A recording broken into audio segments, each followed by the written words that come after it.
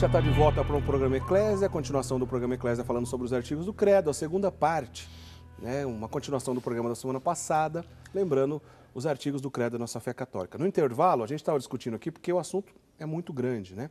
A gente tentar dar prioridade e conseguir falar o máximo possível de informação. Por exemplo, eu disse que o padre Guido, na sequência, ia falar para a gente sobre a questão da ressurreição, né? Já que envolve com subir ao céu, está sentado à direita de Deus Pai Todo-Poderoso.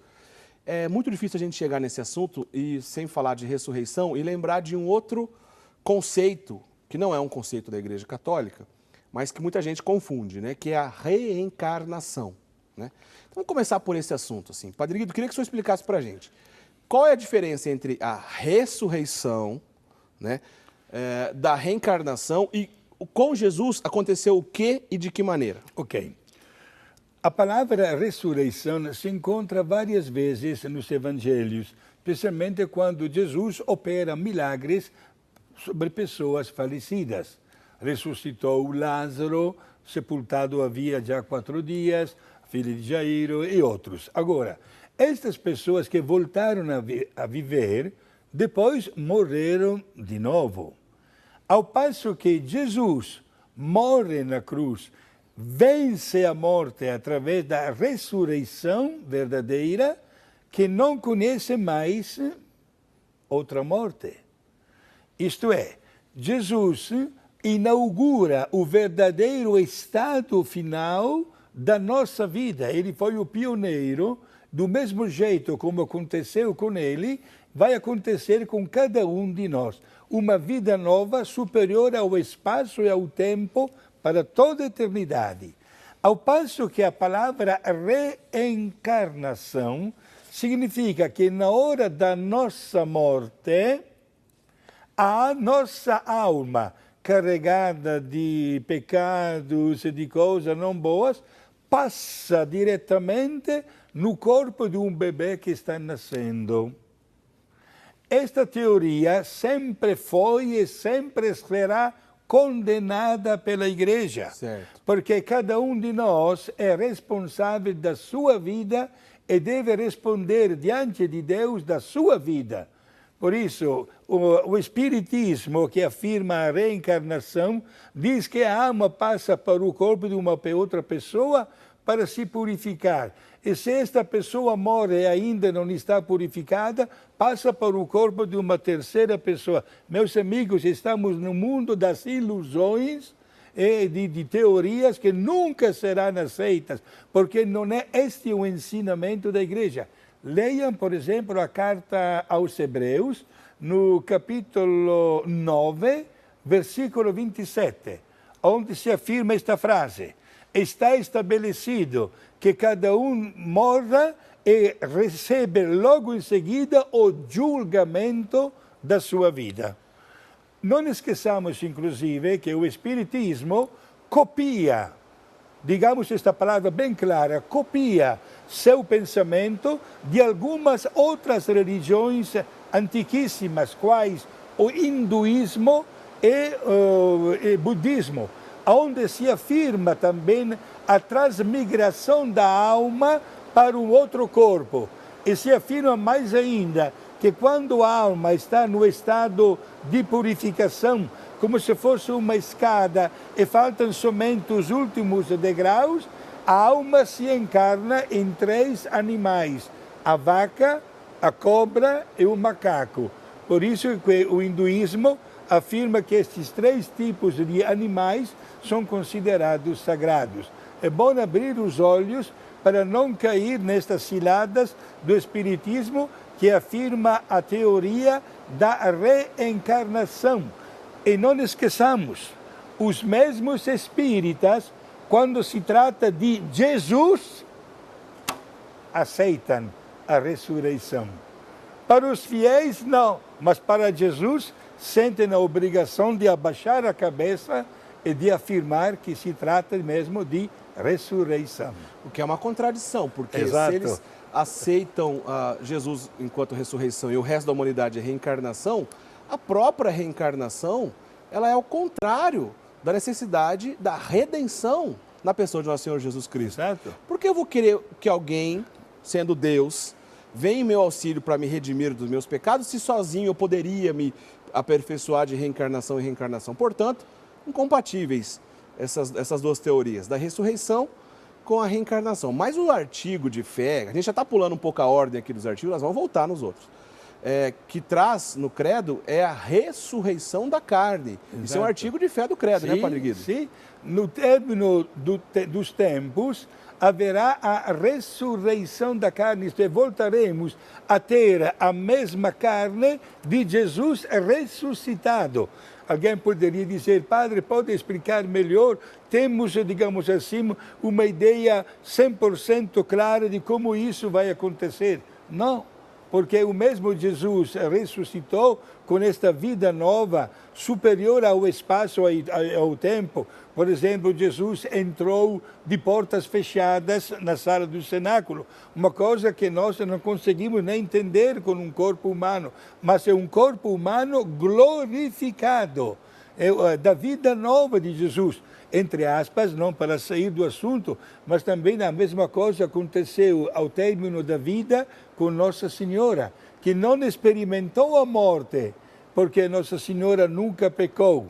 Não esqueçamos que Deus não criou a morte entrou no mundo devido ao pecado, mas Nossa Senhora Imaculada não experimentou a morte e ao término da sua vida, estimada em mais ou menos 72 anos, ela foi elevada para o céu com o seu corpo já glorioso, como o corpo de Jesus ressuscitado.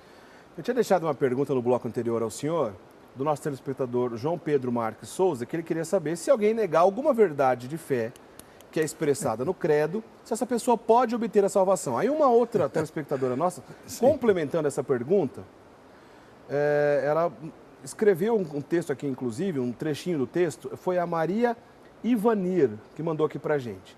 Ela foi lá no nosso site da Rede Século XXI, rs21.com.br, na página do programa Eclésia, onde a gente disponibilizou o texto do Credo de Santo Atanásio, e ele começa assim, o Credo de Santo Atanásio. Quem quiser salvar-se, deve antes de tudo professar a fé católica. Na sequência ele diz, porque aquele que não a professar integral e inviolavelmente perecerá sem dúvida por toda a eternidade.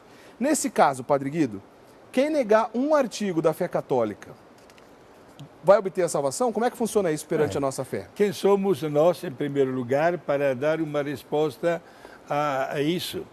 Nós não podemos entrar, em primeiro lugar, no tema da misericórdia de Deus, que supera até a nossa fraqueza humana, mas também a nossa inteligência humana. Agora, o credo não quer enganar a ninguém. Meus amigos, nós estamos diante de um grande desafio no dia de hoje. O desafio de duvidar de alguns pontos doutrinais do nosso credo. E o resultado é aquele que nós todos notamos.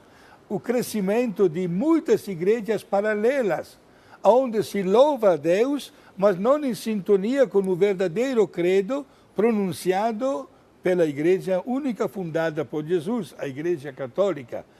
Então, vale a pena, ao invés de duvidar, vale a pena estudar, pedir esclarecimento, aceitar também os aconselhamentos e sabendo que a igreja quer a salvação de todos, dar a nossa total adesão. Senão nós podemos entrar no campo da heresia. Você sabe que a palavra heresia, o que significa, posso arriscar responder essa? Pode responder. A palavra heresia vem do grego, que significa tomar como uma parte. Já que a fé católica é uma fé completa e universal, quem toma como uma parte está praticando heresia, né? A heresia significa tomar apenas uma parte da fé. É isso aí, Padre Guilherme? Exato, e isso é um grave perigo. O mesmo São Paulo chega a dizer uma frase muito profunda: se alguém anunciar um credo diferente daquele que eu estou anunciando, gente, seja condenado. Por quê? Porque não há nenhum interesse da parte da igreja de ensinar uma doutrina falsa. Mas, pelo contrário, mesmo diante dos pontos doutrinais que requerem um maior estudo, temos a possibilidade hoje, através até das revistas, da mesma televisão, dos jornais, do diálogo com o sacerdote, para aprofundar e dar a nossa total adesão ao credo que professamos. Para dar tempo da gente comentar pelo menos alguma coisa sobre cada um dos artigos, a gente já comentou sobre bastante, falta alguns. Comenta para a gente, padre, subiu aos céus, está sentado à direita de Deus Pai Todo-Poderoso, de onde há de vir a julgar os vivos e os mortos. Certo. A subida para o céu é acompanhada, inclusive, logo em seguida, pela descida do Divino Espírito Santo, é um grandíssimo artigo da nossa fé.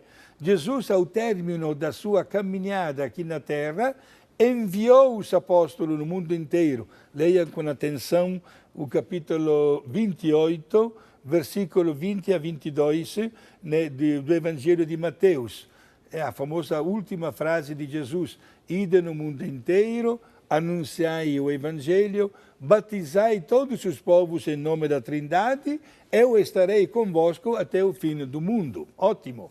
E Jesus, subindo para o céu, não termina a sua missão, mas do alto do céu continua a sua missão de amar a humanidade. E sabendo que os apóstolos estariam vivendo um momento muito difícil e delicado sem a sua presença, eis que logo em seguida envia o Espírito Santo, que, fortalecendo a inteligência com os seus santos 7 dons, inteligência, entendimento, sabedoria, ciência, piedade, fortaleza, conselho e temor de Deus, eis que a igreja que acaba de nascer começa a sua ação de evangelização sem nenhum medo, indo para cá e para lá. Portanto, Jesus vai para o céu, e é interessante notar, né, aquela expressão dos anjos que dizem para os apóstolos: do mesmo jeito como vocês ouviram Jesus subir, um dia ele vai voltar para julgar os vivos e os mortos. Isto é, seja as pessoas que viverem ainda, como também todos os mortos. Haverá exatamente o fenômeno da ressurreição final, um grande julgamento que já inicia com a morte, mas que terá uma manifestação com a participação de todos no momento da segunda vinda de Jesus.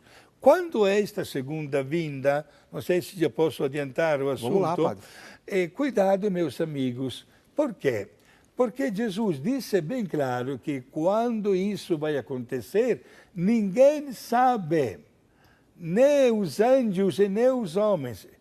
Jesus diz isso para que cada um de nós esteja sempre bem preparado ao seu encontro definitivo com Deus. Portanto, não é uma crítica, mas sabendo e querendo vestir, como se diz na gíria, a camisa do nosso time, cuidado com as igrejas paralelas que já determinem até as datas. Dizem, vai acontecer naquele dia, naquela hora. Cuidado. Aliás, padre, desculpa te interromper, mas o que já teve na história de gente que marcou a data, depois teve que voltar atrás, mudar, não foi bem assim, acho que foi adiado. Porque durante a história aí dos últimos tempos, a gente ouviu muita gente dizer, olha, vai ser tal data o fim do mundo ou a volta de Jesus. Exato. Jesus, pelo contrário, mantém o silêncio a respeito a isso, para que estejamos sempre bem preparados. E não esqueçam, na história até hoje, as pessoas que quiseram profetizar as datas sempre pifaram. Sempre erraram. Algumas igrejas, por exemplo, todos nós conhecemos, porque estão presentes em tantas cidades, a Igreja de Jesus Cristo dos Santos dos Últimos Dias. Olha que título. Inicialmente, não era este o título jurídico da igreja, era Igreja de Jesus Cristo dos Santos do dia X. Só que naquele dia X não acontecia nada. E o fundador deles, inclusive, após ter errado pela terceira vez, foi fuzilado. Veja, porque, vejam, meus amigos, não se pode dar uma interpretação pessoal ou, pior ainda, manipular a palavra de Jesus. Jesus não quer o mal de ninguém. Quando ele convida a estar preparados, ele nos quer bem. E quando nós pensamos, inclusive, que o nosso encontro com Deus pode acontecer de um momento para o outro, pensaremos duas vezes antes de pecar. Mas faremos de tudo para permanecer na graça de Deus. Padre, falando ainda sobre o artigo ressuscitou ao terceiro dia, são muitas passagens que Jesus apareceu mesmo depois da ressurreição aos seus apóstolos, né? Sim. Ele quis confirmar, inclusive, de maneira física para aquelas pessoas que ele tinha ressuscitado. Sim. Inclusive a famosa passagem onde ele subiu aos céus, né? Se Jesus não tivesse feito isso, ia ficar mais difícil para as pessoas acreditarem? Não, eu acho que não. Porém, Jesus conhece também, digamos assim, o estilo de vida do comportamento humano. Jesus sabia muito bem, por exemplo, até da fraqueza de Tomé, que chegou a dizer aquela frase: se eu não coloco o meu dedo nas chagas de Jesus, eu não vou acreditar. E Jesus aparecendo, seja a Nossa Senhora não está registrado, mas nós podemos pensar que Jesus deve também aparecer a Nossa Senhora, aparecendo os seus apóstolos, aos discípulos de Emaús, aparecendo a mais de 500 pessoas de uma vez só, a Maria Madalena, que foi a primeira que viu Jesus. Ele confirma, em verdade, o maior evento da história, único que tivesse acontecido, isto é, a vitória sobre a mesma morte. Por isso que o dia da Páscoa, considerando exatamente a passagem de Jesus da morte para a vida, é considerada a maior solenidade do ano litúrgico. Na sequência do texto, o senhor já comentou alguma coisa, mas solenemente o credo deixa bem claro: creio no Espírito Santo.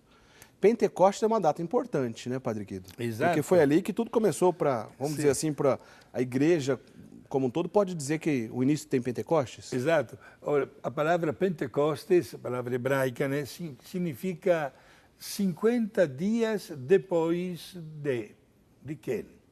Na história hebraica, nós temos a passagem do que aconteceu 50 dias depois que o povo saiu do Egito. Moisés, no alto do Monte Sinai, recebeu as tábuas com os 10 mandamentos. E até hoje os hebreus celebram a festa de Pentecostes, lembrando a aliança de Deus com o povo de Israel, né? Esta aliança assinada, digamos assim, pela entrega dos 10 mandamentos. Nós, cristãos, celebramos o dia de Pentecostes, lembrando o que aconteceu 50 dias depois da gloriosa ressurreição de Jesus. Isto é, a descida do Divino Espírito Santo, que, fortalecendo a inteligência dos apóstolos, deu início ao movimento de evangelização da Igreja. Por isso, o Espírito Santo é Deus, terceira pessoa da Santíssima Trindade, certo? É enviado diretamente por Jesus, e é Ele que ilumina o caminho da Igreja. Eis porque, prezados amigos e telespectadores, nós costumamos sempre invocar o Divino Espírito Santo. Eu quero saber uma coisa também aqui no estúdio da televisão, eu com Eric. Quando avisam, falta um minuto para entrar no ar, nós sempre invocamos o Espírito Santo para que nos ilumine nesta missão de evangelização para milhões de pessoas que precisam conhecer a nossa verdade divina. Por quê, meus amigos? Porque acredito muito naquele antigo e sempre válido provérbio que afirma que o amor aumenta através do conhecimento. Quanto mais se conhece, mais se ama. E isso vale também para o nosso relacionamento com Deus. Muito bem, a gente tem apenas mais um bloco para terminar o programa, que a gente vai para o intervalo agora e vamos para o último bloco na sequência. Dos últimos artigos, com exceção da ressurreição da carne, que já comentamos, falta creio na Santa Igreja Católica, na comunhão dos santos, remissão dos pecados e vida eterna. Vamos correr para a gente comentar pelo menos um pouquinho de cada um desses artigos no próximo bloco. Não sai daí, a gente volta já para terminar o nosso programa com esses últimos artigos que ainda faltam comentar. Até já.